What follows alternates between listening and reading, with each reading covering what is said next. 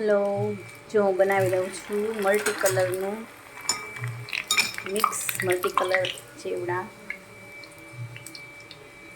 બહુ ફટાફટ બની જશે.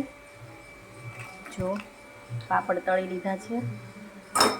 હવે હું સિંગ તળીશ. તેલ એકદમ આવી ગયું છે એટલે સિંગને થતાં વાર નહીં લાગે. અને આપણે સિંગને આવી રીતે જ કરવાની છે, બહુ નથી ડાર્ક કરવાની, બિકોઝ તેલ આવેલું છે એટલે એકદમ જો ડાર્ક થઈ જશે તો બળેલો ટેસ્ટ આવશે. જો તડતડ અવાજ આવે છે ને, બસ હવે ગેસ લો કરી હવે હું એને કાઢી લઈશ બાઉલમાં. અને આ છે મારા બીજા ઇન્ગ્રીડિયન્ટ્સ, અને હું મારા ફરતી તળી લઈશ. ઇન્સ્ટન્ટ 5 મિનિટમાં રેડી થતો